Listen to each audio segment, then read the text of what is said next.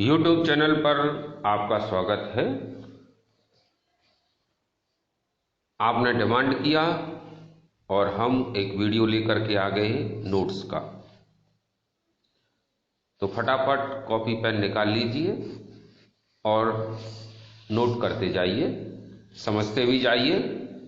कुछ बच्चों ने मैसेज किया था कि हमें क्लास 9 चैप्टर 4 का एक वीडियो चाहिए नोट्स का, तो बना दिया है आपके लिए और समझिए। तो शुरू करते हैं structure of atom.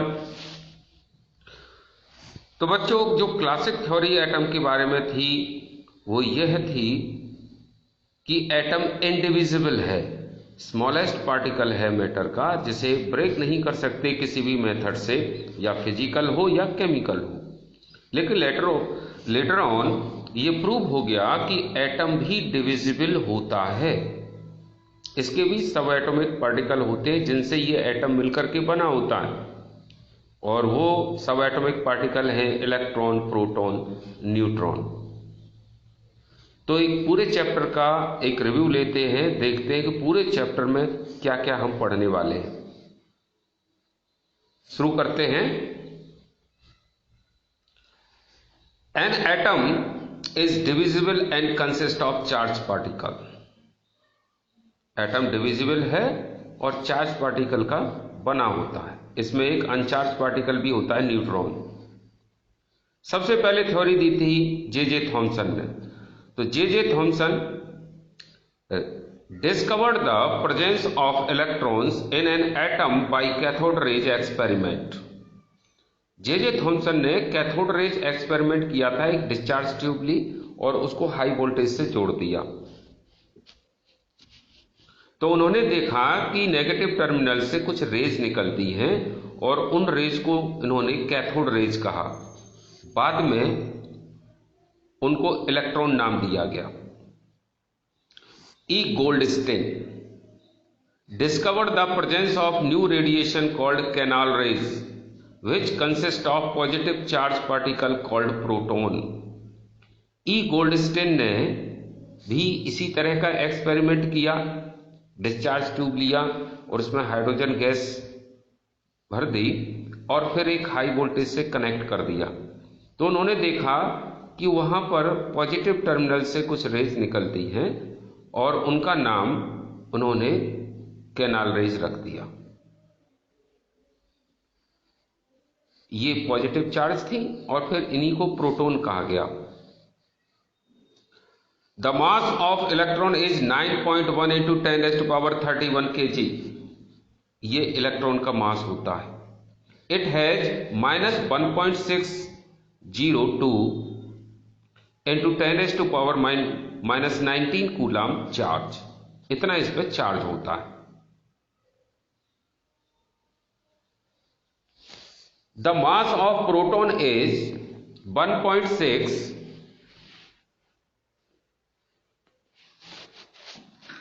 into 10 raised to power -27 kg. It has 1.602 into 10 raised to power -19 coulomb charge. जो मास होता है प्रोटॉन का वो 1.67 into 10 raised to power -27 kg होता है, और इस पर पॉजिटिव चार्ज होता है उतना ही जितना इलेक्ट्रॉन का होता है। प्रोटॉन पर प्लस का चार्ज होता है।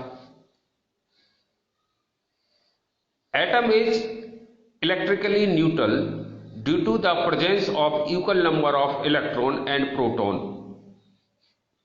Chadwick discovered neutron, which is a neutral particle. Chadwick ने न्यूट्रॉन डिस्कवर किया था और ये एक न्यूट्रल पार्टिकल होता है। The mass of neutron is 1.675 into 10 raised to power -27 kg। जितना प्रोटॉन का मास होता है करीब करीब उतना ही न्यूट्रॉन का भी मास होता है। Thomson gave model of an atom which is smaller to Christmas pudding, similar to Christmas pudding. Thomson ने एक मॉडल दिया था जो क्रिसमस पुडिंग की तरह था। The electron are spread in the sphere of positive charge like currents in a spherical Christmas pudding. Electron sphere पर spread out होता है बाहर, जैसे क्रिसमस पुडिंग बनाई जाती है. The radius of other experiment could not support Thomson's model atom. जो result आया वो बाद में जो एक्सपेरिमेंट किए गए उन एक्सपेरिमेंट के बेसिस पर थॉमसन का मॉडल सही नहीं पाया गया और ये मॉडल फेल हो गया. Rutherford discovered nucleus which is a positively charged center almost whole of the mass and charge of atom is concentrated in the nucleus. Rutherford ने न्यूक्लियस डिस्कवर किया था जो पॉजिटिव चार्ज होता है क्योंकि प्रोटॉन न्यूक्लियस में होते हैं, और जितना भी मास होता है एटम का वो उसके न्यूक्लियस में ही होता है. Nucleus consist of neutron and proton. जो न्यूक्लियस है वो प्रोटॉन और न्यूट्रॉन का बना होता है. Most of the part of the atom is hollow. Atom का ज्यादातर पार्ट होलो होता है, खाली होता है, वह सब इलेक्ट्रॉन मूव कर रहे होते हैं. The size of nucleus is 1/1 of the size of atom. Atom के साइज से भी 1,00,000 गुना ये कम होता है न्यूक्लियस का size.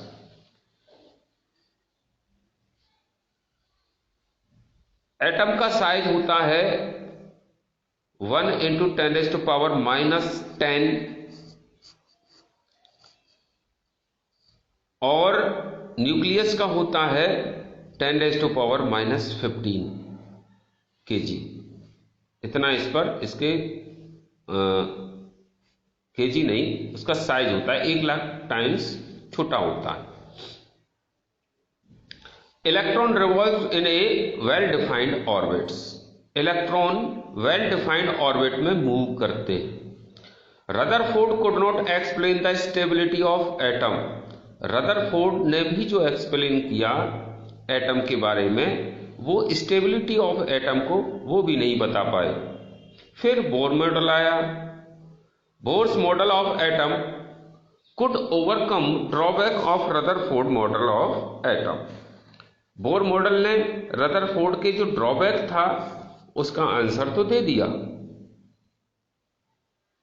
Electron revolve in certain spherical orbits called energy level. उन्होंने ये बताया कि इलेक्ट्रॉन जो मूव करते हैं वो सर्टेन एनर्जी लेवल पे मूव करते हैं. Each orbit is associated with electrons with a fixed amount of energy. कि हर ऑर्बिट में एक फिक्स अमाउंट ऑफ एनर्जी होती है जिसमें इलेक्ट्रॉन मूव करते हैं और अपनी एनर्जी लॉस नहीं करते. As long as electrons remains in the same energy level it does not radiate energy. Energy is emitted when an electron jumps from higher energy level to a lower energy level. जब orbit एक orbit से दूसरे orbit में जाते हैं तो electron energy या तो एब्जॉर्ब करते हैं या रेडिएट करते हैं. जब वापस लोअर ऑर्बिट में जाएंगे तो एनर्जी रेडिएट करेंगे, और जब लोअर ऑर्बिट से हायर ऑर्बिट में इलेक्ट्रॉन मूव करेगा तो एनर्जी लेगा. Electron can move from lower energy level to higher energy level if it is supplied energy. अगर उसको एनर्जी दी जाए इलेक्ट्रॉन को तो वो लोअर ऑर्बिट से हायर ऑर्बिट में चला जाता है. एटॉमिक नंबर क्या होता है? Atomic number is the equal to the number of proton in the nucleus of an atom. Nucleus में जितने प्रोटॉन होते हैं उसकी संख्या को ही एटॉमिक नंबर कहते हैं. It is denoted by Z. It is also equal to the number of electron in case of the neutral atom. Neutral atom में क्या होता है कि जितने प्रोटॉन होते हैं उतने ही इलेक्ट्रॉन होते हैं. मास नंबर क्या होता है? Mass number is the equal of the sum of total number of proton and neutron. Proton और न्यूट्रॉन के सम को ही मास नंबर कहते हैं। It is donated by A equal to small n plus small n p, यानी number of neutron plus number of proton. Representation of an atom E, atom को अगर हम ई से रिप्रेजेंट करें तो जेड नीचे लिखेंगे, ए ऊपर लिखेंगे। जेड का मतलब एटॉमिक नंबर और ऊपर की तरफ मास लिखेंगे। जैसे कार्बन 6 12, कार्बन 12 को लिखते हैं, नीचे 6 इसका एटॉमिक नंबर है, 12 इसका मास है। Distribution of electron in the various energy level is done in according with Bohr Bury scheme. It states that the outermost cell of an atom cannot accommodate more than 8 electrons, even if has a capacity of accommodating more electron.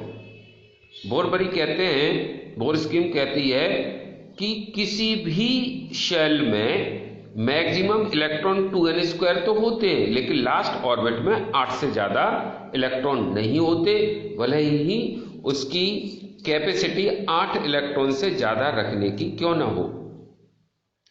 The outer most energy level of an atom element is called valence shell. जो last energy level होता है, यानी last orbital होती है, उसको एटोमोटा बोलते हैं, एटोमोटा एलिमेंट, इसको वैलेंस शेल भी बोलते हैं।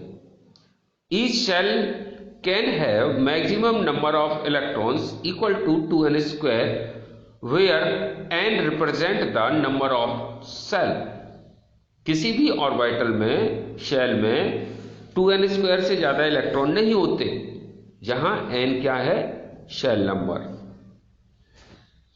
Valence shell can not have more than 8 electron. Valence shell यानी आउटर मोस्ट और शेल में 8 इलेक्ट्रॉन से ज्यादा भी नहीं होते।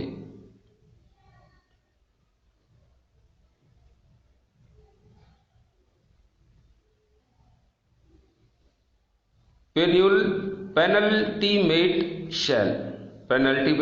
Shell last but one cannot have more than 18 electron. जो पेनल्टीमेट शेल होता है उसमें 18 से ज्यादा इलेक्ट्रॉन नहीं होते। Valence electron are the electrons present in the outer most last shell of an element. जो वैलेंस इलेक्ट्रॉन होते हैं वो आउटर मोस्ट शेल में जितने इलेक्ट्रॉन होते हैं उन्हीं को वैलेंस इलेक्ट्रॉन बोलते हैं। Valency is determined with the help of valence electron. Valence electron जितने होंगे उसी से वैलेंसी डिफाइंड होती है। जैसे अगर किसी के वैलेंस इलेक्ट्रॉन 2 हैं तो उसकी वैलेंसी 2 होगी, 5 हैं तो 5 और 3 होगी, 6 हैं तो 6 और 2 होगी, 7 हैं तो 7 भी वो शो करेगा, 1 भी शो करेगा।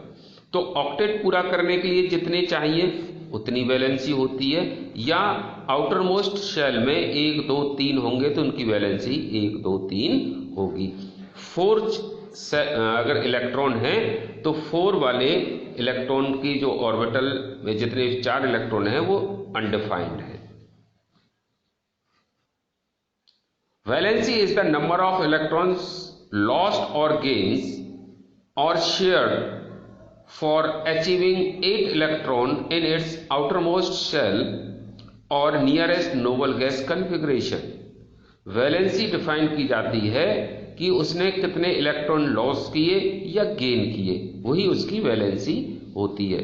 ये इसलिए करते हैं एटम ताकि उनका जो कन्फिग्रेशन है नोबल गैस कन्फिग्रेशन जैसा हो जाए, यानी लास्ट ऑर्बिटल में 8 इलेक्ट्रॉन हो जाएं।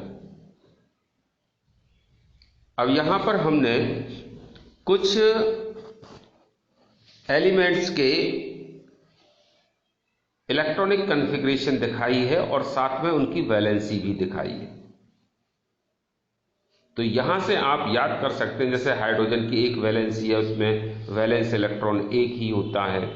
हीलियम मास 4 है और इसकी वैलेंसी 2 है, क्योंकि एक ऑर्बिटल है, 2 इलेक्ट्रॉन है। फील्ड ऑर्बिटल की वैलेंसी 0 होती है, 2 या 8 हो तो वैलेंसी 0। तो इसी तरह हमने यहां पर ये 20 तक एलिमेंट्स के हमने इलेक्ट्रॉनिक कॉन्फ़िगरेशन भी दिखाए हैं और उसकी वैलेंसी भी लिखी है।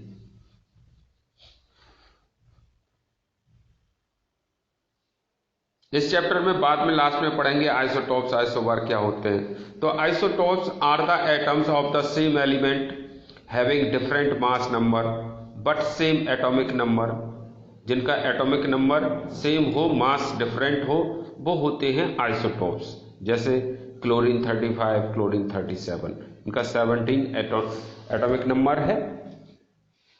ऐसे ही आइसोबार इसका उल्टा होता है। आइसोटोप्स तो सेम एलिमेंट के होते हैं, लेकिन आइसोबार डिफरेंट एलिमेंट के होते हैं। Isobars are those species which have the same mass number but different atomic number, जैसे कैल्शियम 40, आर्गन 40।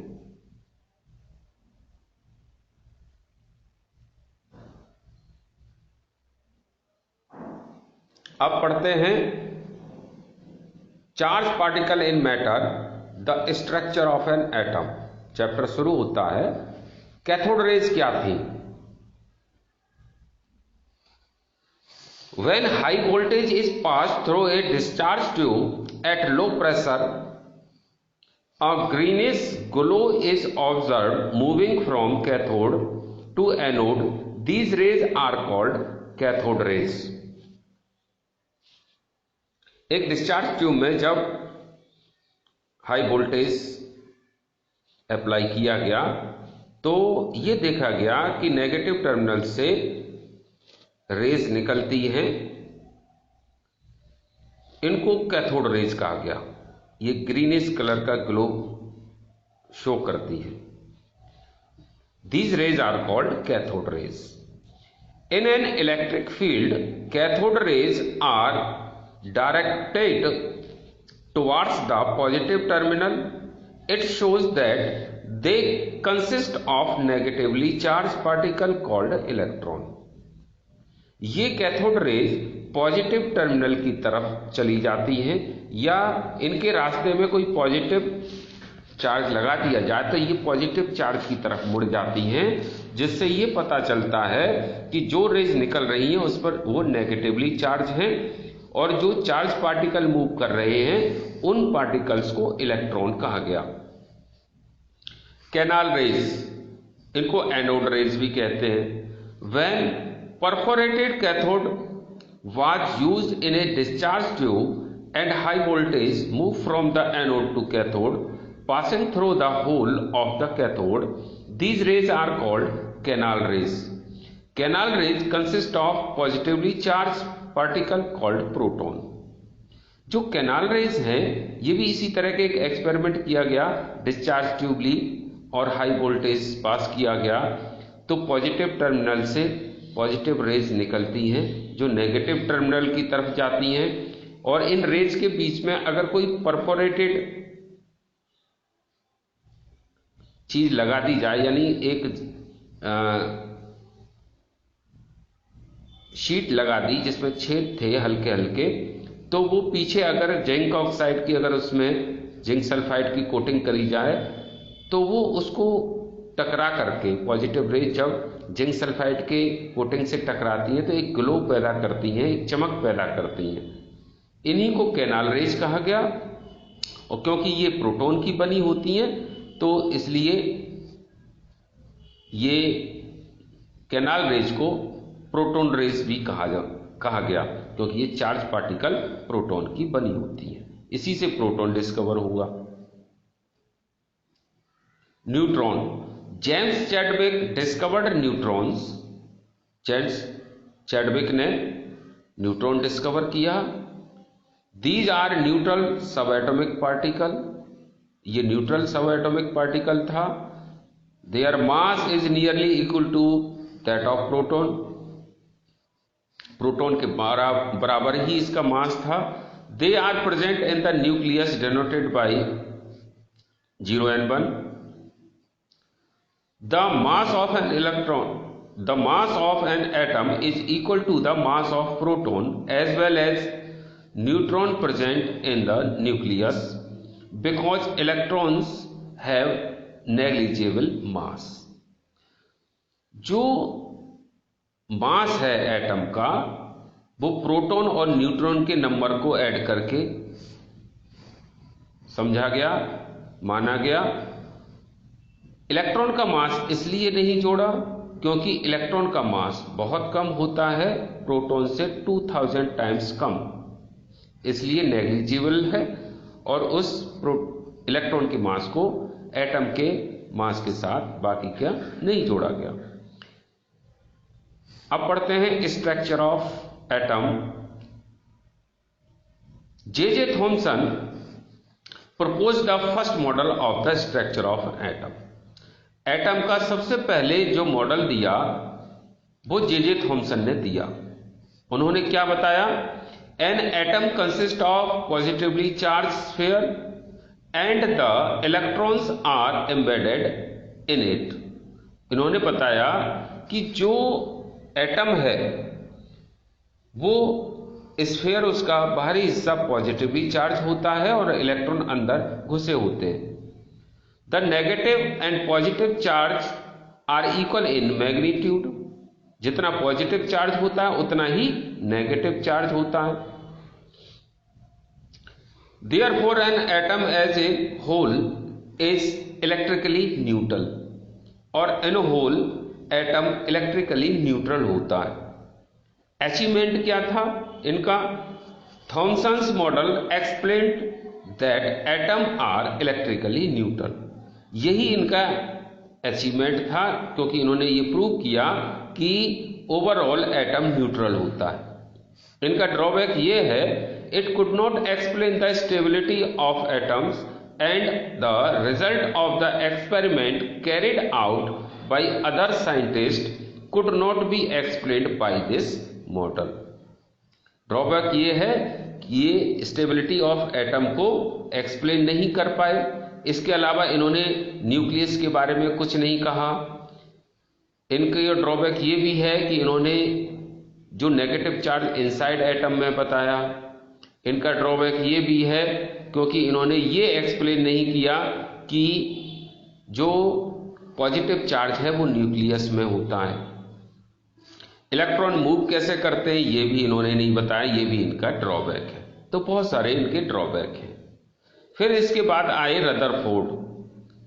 रदरफोर्ड ने क्या किया? एक गोल्ड फॉइल ली और उस पर अल्फा रेज डाली और उन्होंने ऑब्जर्व किया कि कुछ रेज आर पार निकल गई, कुछ बैंड हो गई और कुछ टकरा करके वापस आ गई। अब उन्होंने अपना पॉस्टुलेट दिया। Rutherford took a very thin sheet of gold metal foil which was about 1000 atoms thick. He bombarded gold foil with alpha rays. Alpha rays are positively charged helium nuclei with mass 4 unit. The fast moving alpha particle have considerable amount of energy. जो moving alpha raise होती है उनमें काफी energy होती है, वो टकराती हैं और आर पार निकल जाती हैं, टकरा के वापस भी आती हैं अगर सॉलिड किसी चीज से टकराएं। तो ऑब्जर्वेशन ये हुआ कि most of the alpha particle pass through the gold foil pass undeflected. ज्यादातर अल्फा पार्टिकल सीधे निकल गए बिना मुड़े और कुछ बैंड हुए और कुछ सीधे सीधे वापस आ गए 180 डिग्री पर। इन 3 ऑब्जर्वेशन से उन्होंने ये कंक्लूजन निकाला, an atom consist of predominantly empty, कि जो एटम है ज्यादातर खाली होता है space, as most of the alpha particle pass through gold foil undeflected, क्योंकि वहां से बिना मुड़े अल्फा पार्टिकल सीधे सीधे निकल गए। Atom consist certainly placed positively charged nuclei because few alpha particles suffer deflection and a very few, that is only 1 in 12,000 get bounced back। कि एटम का जो न्यूक्लियस है वो पॉजिटिवली चार्ज होता है, सॉलिड होता है, जिससे अल्फा पार्टिकल टकरा करके वापस आए 12,000 में से एक। Since a minute fraction of alpha particles suffer deflection and very few bounced back, this lead to the conclusion that most of the space occupied by nucleus is negligible as a compare to this empty space. कि जो centre है वो बहुत छोटा है, negligible भी है, compare to पूरे एटम के बहुत छोटा है, और ये पूरे एटम से करीब करीब 1 लाख टाइम्स छोटा है। ऐसे भी समझ सकते हैं जैसे एक फुटबॉल का मैदान है, पूरा एटम उसे मान लो, और फुटबॉल मैदान के बीच में एक पी शीट रख दो, तो पी शीट एक न्यूक्लियस है और बाकी पूरा एम्प्टी स्थान एटम का है जहां इलेक्ट्रॉन मूव करते हैं। तो न्यूक्लियस और पूरे एटम में 1 लाख टाइम्स का डिफरेंस है। Whole mass of atom is concentrated in the nucleus. Atom का मास न्यूक्लियस में ही होता है। Electrons revolve around the nucleus in well defined orbits. जो इलेक्ट्रॉन होते हैं वो वेल डिफाइंड ऑर्बिट में मूव करते हैं। ये मैक्सवेल ने प्रूव किया था, ये रदरफोर्ड नहीं बता पाए। तो यहां पर ये जो ड्रॉबैक है रदरफोर्ड का वो ये है कि वो चार्ज पार्टिकल वेल डिफाइंड में मूव करते हैं, ये बता नहीं पाए। और ड्रॉबैक यही है इनका। उन्होंने कहा था कि मूव करते हैं इलेक्ट्रॉन चारों ओर मूव करेंगे तो धीरे धीरे क्या होगा, मूव करते करते उसकी रेडियस छोटी होती जाएगी और फिर वो न्यूक्लियस पे गिर जाएगा। ऐसा नहीं होता।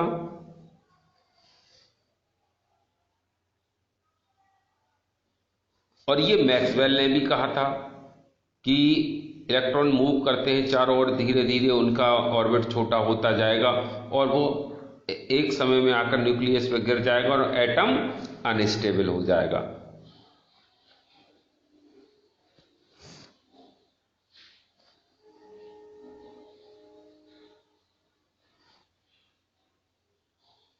इनके बाद ड्रॉबैक, क्योंकि ये स्टेबिलिटी ऑफ एटम और मूव नहीं, इलेक्ट्रॉन कैसे मूव कर रहे हैं ये सारी चीज प्रूव नहीं कर सके। इसके बाद आए बोर।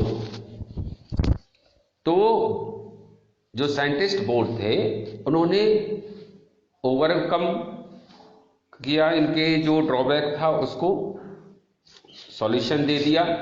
तो बोर्स बोलते हैं electron revolve in certain spherical orbits known as discrete orbits of electron.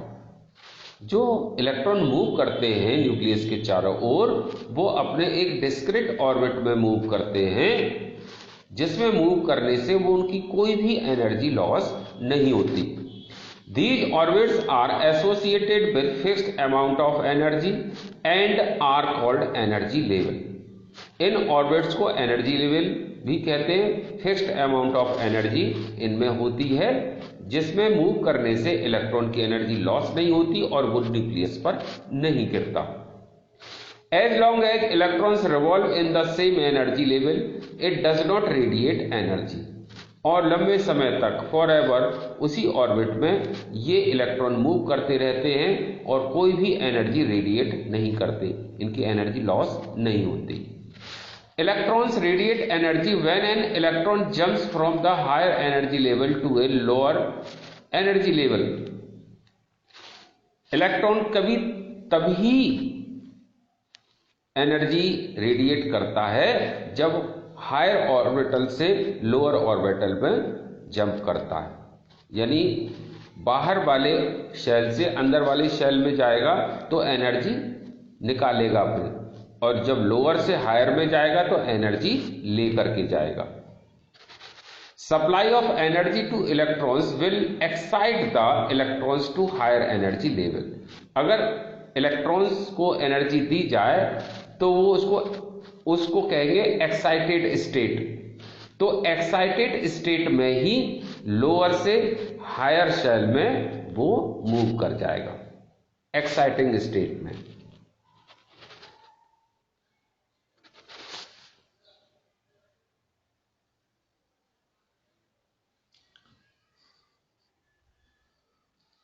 बोरबरी scheme क्या कहती है, अब ये पढ़ते हैं। Each shell can have maximum number of electrons equal to 2n²। Bohr कहते हैं किसी भी सेल में maximum number of electron 2n² होते हैं, जहां n शेल नंबर है। The outer most shell can not have more than 8 electron. सबसे बाहरी ऑर्बिट में 8 इलेक्ट्रॉन से भी ज्यादा नहीं हो सकते। The last but one shell, penultimate उसको बोलेंगे, the last but one shell can not have more than 18 electron. Last से एक पहले का पेनल्टी वाला 18 से ज्यादा नहीं हो सकते। किसी भी सेल ऑर्बिटल में, किसी भी सेल में इलेक्ट्रॉन 18 से ज्यादा नहीं होते। पेनल्टी मेट ऑर्बिट में या सेल में पेनल्टी मेट कौन सा होगा, लास्ट से एक पहले। Each shell is a filled with a step wise manner. और सारे शेल स्टेप वाइज भरे जाते हैं 2n² से, स्टेप बाई स्टेप, यानी लोअर एनर्जी से हायर एनर्जी वाले शेल भरे जाते हैं। वैलेंसी क्या होती है, it is equal to the number of electron lost और गेन और shared between atoms of an element to become stable. Valency वो होती है कि उसने कितने इलेक्ट्रॉन लॉस किए या गेन किए ऑक्टेट पूरा करने के लिए, इसी को वैलेंसी बोलते हैं। Valence electron, the electrons present in the outermost cell are called valence electron. Valence shell, the outermost electronic cell is called valence cell. Electronic configuration, the distribution of electron in various energy level according to Borsbury scheme is called electronic configuration. जो बोरबरी scheme के अनुसार configuration होता है, करते हैं, उसी को electronic configuration कहते हैं। Atomic number Z, it is equal to the number of proton, it is equal to the number of electron in a neutral atom. Z equal to P equal to E। Atomic number equal to proton, number of proton equal to number of electron. Mass number, it is equal to the sum of number of proton and neutron present in an atom। Mass number होगा equal to number of proton plus number of neutron. Isotopes, atoms of the same element with different mass number but same atomic number are called isotopes। Carbon 12, carbon 13, carbon 14, इनका atomic number 6 है, ये isotope है। ऐसे hydrogen के भी हैं 3, protium, deuterium, tritium. Chlorine का भी है, क्लोरीन 35, क्लोरीन 37, इनका एटॉमिक नंबर 17 है क्लोरीन का। They differ in the number of neutron they differ in physical property but have the same chemical properties. जैसे ही कुछ बच्चों ने आंसर में लिखा था। Application of isotopes. Uranium 235 is used as a nuclear fuel in nuclear reactor. Cobalt 60 is used to treatment of cancer. Sodium 24 is used for detect blood clot. Iodium 131 is used in the treatment of goitre. Heavy water containing an isotope of hydrogen is used in nuclear reaction as a constant and in some reactor as a moderator। जो nuclear reactor होते हैं वहां पर isotope hydrogen का deuterium use होता है जिससे chain reaction को कंट्रोल किया जाता है। Carbon 14 is use to determine the age of old fossils. Fossils की एज डिटरमाइन करने के लिए कार्बन 14 आइसोटोप का यूज होता है। Isobar. These are the atoms of different element having the same mass number but different atomic number।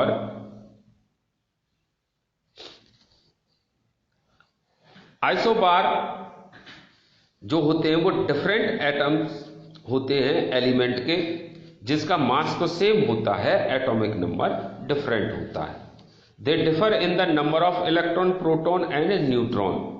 They differ in chemical properties due to the different atomic number। Isotones. अब एक और है isotones. Isotones have same number of neutron जैसे carbon 14 और oxygen 16।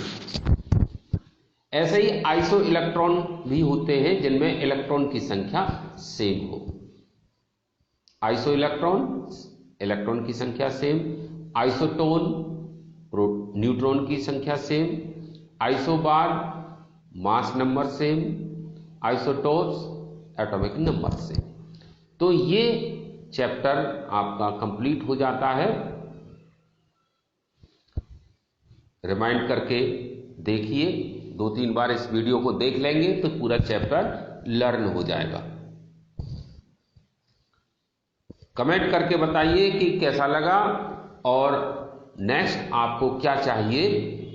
अगर आपने हमारा channel अभी तक सब्सक्राइब नहीं किया है तो सब्सक्राइब करिए, अपने फ्रेंड्स में शेयर करें, नोट्स बनाएं, दूसरों को भी हेल्प करें नोट्स बनाने में। वीडियो उनको शेयर कर दें, वो भी नोट्स बना लेंगे। तो पढ़ते रहिए, देखते रहिए वीडियो हमारे, और चैनल में कमेंट करते रहिए। कमेंट जरूर किया करें क्या अच्छा लगा, क्या बुरा लगा। Okay, bye.